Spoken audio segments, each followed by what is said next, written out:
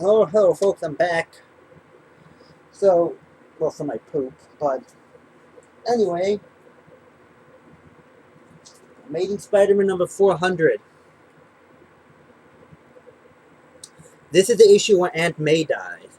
Well, and then they ruined it and retconned it, but let's not get into that.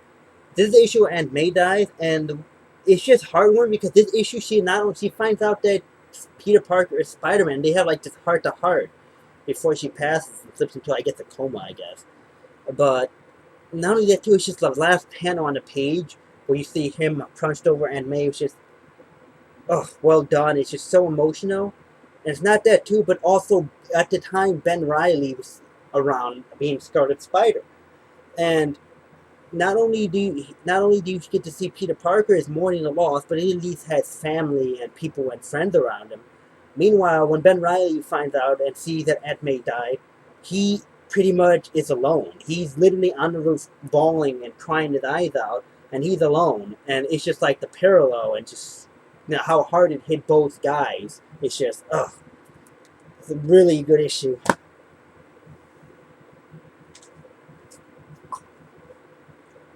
Iron Man 150. The first original Doom quest, where they go back in time during the story of King Arthur. Well, during King Arthur's court and stuff, back in time.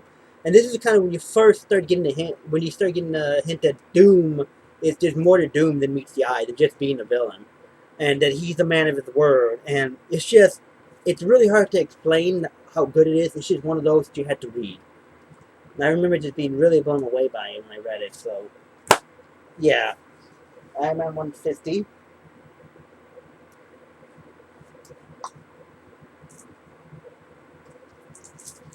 Peter Parker Spider-Man 75. This is the end to the Clone Saga. And there's so much that happens in this issue. Oh my god. Ben Riley dies, and I still haven't gotten over that.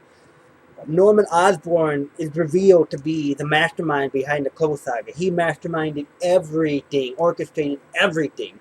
Norman Osborn, folks, it returns. They have this epic battle with him and Green Goblin have this epic battle, and Ben Riley sacrifices himself.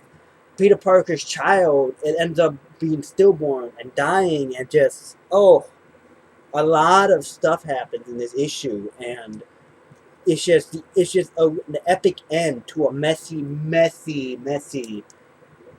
huge story arc called the Clone Saga. Like I said, the beginning of the Clone Saga was good, and the ending was good. The middle, pretty messy. But this is the issue. If you ever want to check what happened at the end, that's Peter Parker, Spider-Man, number 75.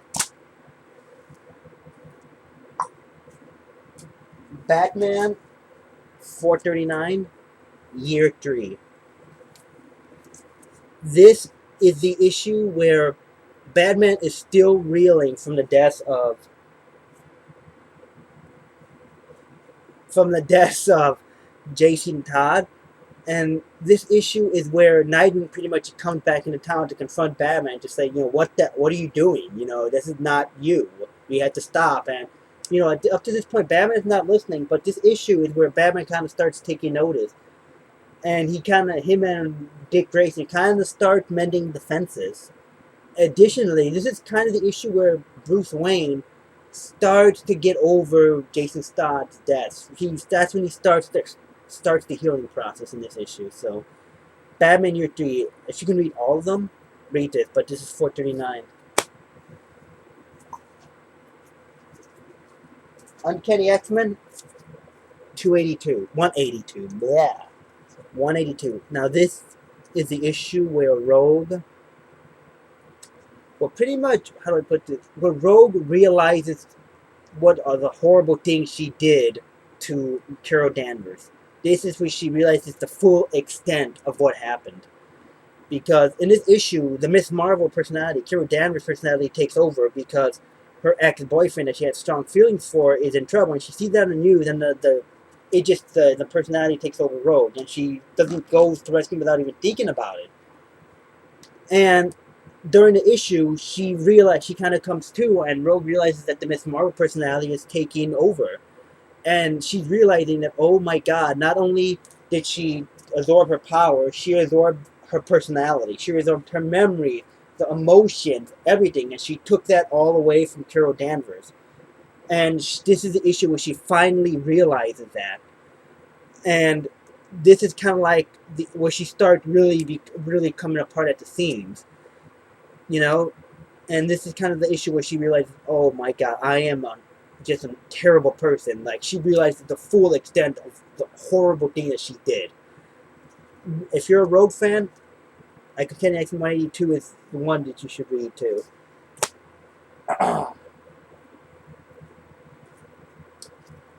Supervillain team up number 12. Doctor Doom fights Red Skull on the moon. I don't really think there's really much for me to say about this issue, but it's the fact that it's just really, really good. It's really, really, really good. I mean, he it's just the battle between Doom and the rivalry. And not only the Doom triumphant, but he commands the respect of Red Skull's like henchmen afterwards. So yeah, if you're a Doctor Doom fan, Supervillain Team number 12 is the issue that you want to read. There's chocolate on the Mylar bag for some reason. That's why they're in poly bags.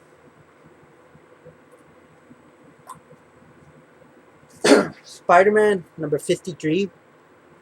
Scarlet Spider versus Venom. And the reason I have this issue on it, it's also because I'm a huge fan of Scarlet Spider, but this is the issue where Ben Reilly, Scarlet Spider, pretty much establishes himself as a character. This is, you talk about character defining and making issues. This is the issue that's defining for Scarlet Spider, Ben Reilly.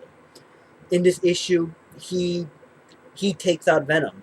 Up to this point, Venom pretty much was undefeated, was pretty much just almost untouchable by anyone that wasn't Carnage. And Scarlet Spider not only confronts Venom, but he beats Venom. He beats Venom, and to have like Ben Reilly, a clone of Spider-Man, to be able to do something that Peter Parker was never able to do. It legitimatized the character. So Spider-Man 153, read it. If you're a Scarlet Spider fan, I want to know anything about the character. Ninja Turtles number 10. Teenage Ninja Turtles number 10, issue 10, volume 1. A really great issue.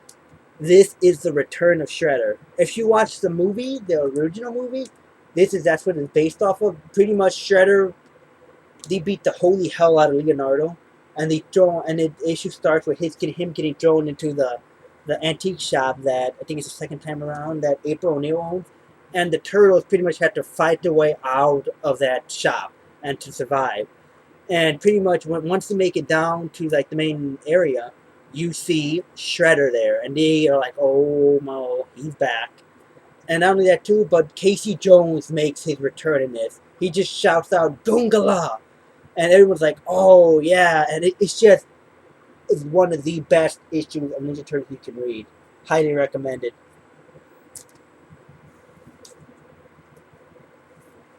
Uncanny X-Men 251, when Wolverine gets crucified.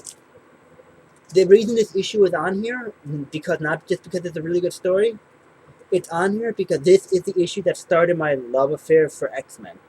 Back, a few years ago, I wanted a few Uncanny X-Men issues, just a few here and there, and I saw this lot on eBay that was selling 50 X-Men comics for like 32 $32, where they were selling 50 in a row, and I got that all of them for $32 with free shipping.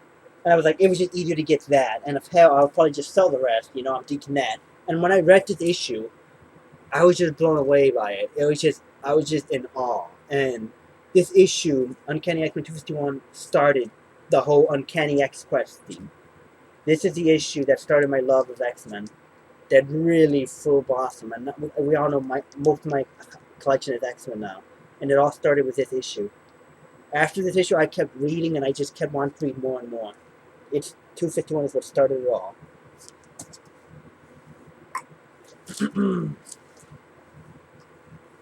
Amazing Spider-Man 300, first appearance of Venom. not only did I get just a ridiculously great deal on this, I mean, I think it was $36. Well, and then also Amazing Spider-Man 252 came with it, so it was like pretty much $18.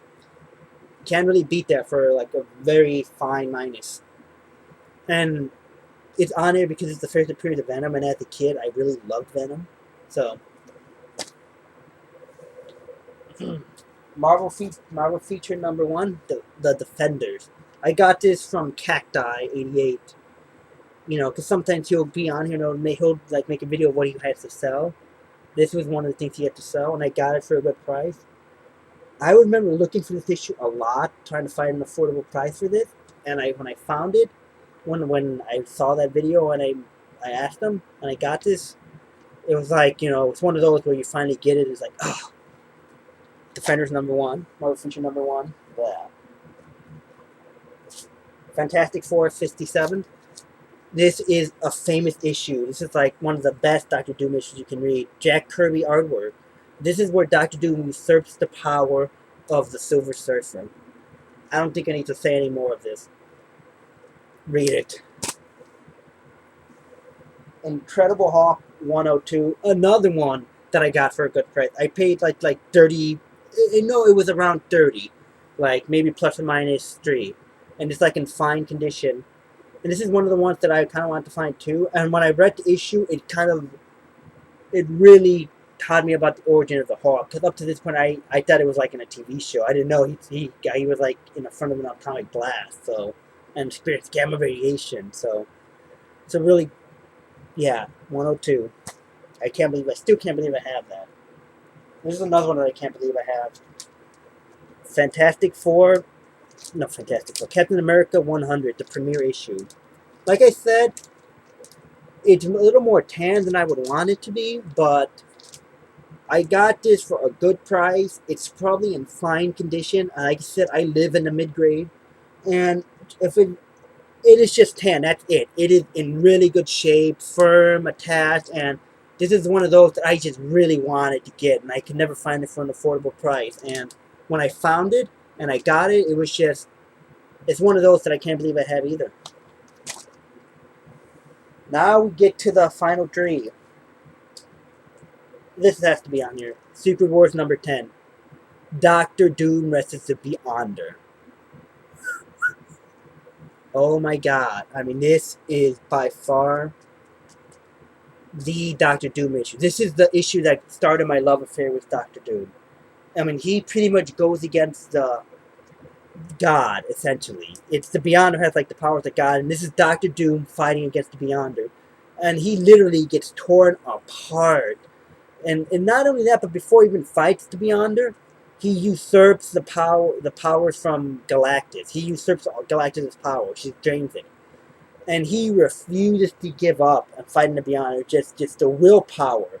And and not only that, but he triumphs. And he's just one of the character moments that make this character epic. This is what started my love affair with Doctor Doom. If you're a Doctor Doom fan, Secret Wars number 10 is a must.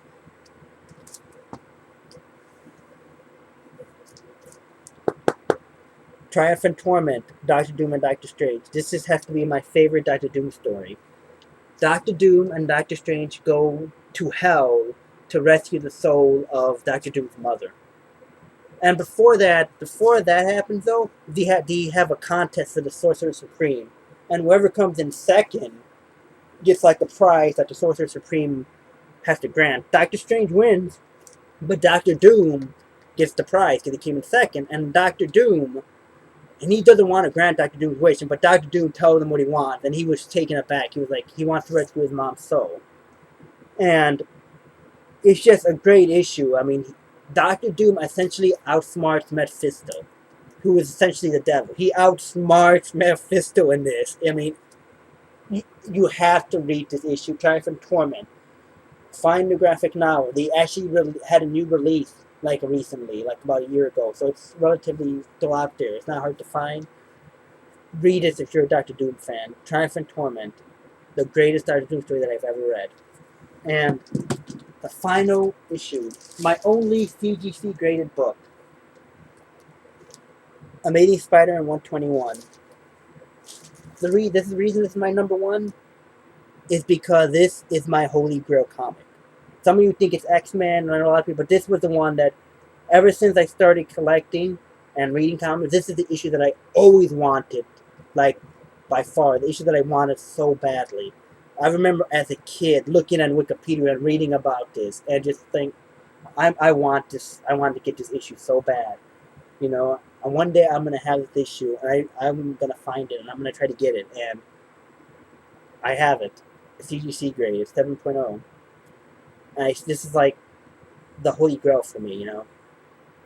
Like, there are some comics that I can sell, but I can never sell this one. This is the one that will stay with me. I will be buried with this comic. You know, I'm just joking, but still, this is one of those. So, Amazing Spider-Man 121. And that is my top 50 comics. So, that closes my 4-year anniversary week, folks. I'll probably have one more video after this next week. But in that video, it's probably going to be my last video that's going to be current. I'll have other videos that will probably be on a back burner to be uploaded, but then the video next week is going to be the last one that's going to be really current, because I'll be back in school afterwards. So, thanks for watching the Top 50. Bye, folks.